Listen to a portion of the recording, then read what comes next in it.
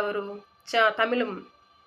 తమిళనాడు వాళ్ళు NEP 2020 అని ఒకటి వచ్చింది, నేషనల్ ఎడ్యుకేషన్ పాలసీ. దాని ప్రకారం త్రిభాషా సూత్రం, 3 లాంగ్వేజ్ ఫార్ములాని వాళ్ళు పాటించట్లేదు ఇన్ ద సెన్స్ హిందీ వాళ్ళు చదవడానికి వాళ్ళకి ఇష్టం లేదు.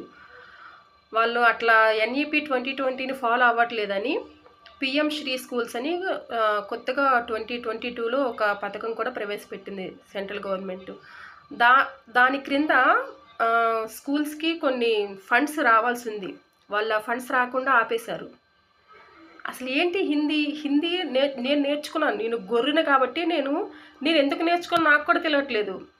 నేను హిందీ వాళ్ళతో ఎందుకు మరి నేను నేర్చుకున్నాను. నాకు బేసిక్ హిందీ అయినో, నేను మాట్లాడతాను కూడా. హిందీ వాళ్ళు ఎక్కడున్నారో వాళ్ళ దగ్గరికి వెళ్ళి మరి నేను నేర్చుకున్నాను.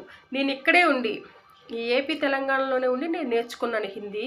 ఆ గాడిదలు వాళ్ళ ఓన్ స్టేట్ నుండి ఇక్కడికి వచ్చి వర్క్ చేస్తూ ఏం కావాలి అని అడగడానికి కూడా వాళ్ళు నేర్చుకోలేదు.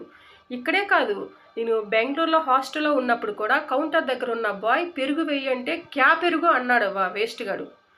అంటే వాళ్ళు వడ్డన చేసే అతను కూడా ఏం కావాలో అడగలేదు.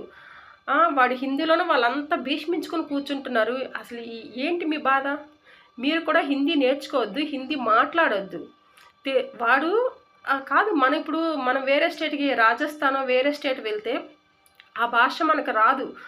అక్కడికి వెళ్తాం కాబట్టి వాళ్ళని వాళ్ళ భాషలోనే అడగాలి. వాళ్ళు ఎక్స్పెక్ట్ చేశారంటే అర్థం ఉంది. మనం ఇక్కడ ఏపీలో ఉంటున్నాం, మనకి ఈ భాషే వచ్చు కాబట్టి మన దగ్గరకు వచ్చిన వాళ్ళని మనం తెలుగులో మాట్లాడడం ఎక్స్పెక్ట్ చేయొచ్చు మనం.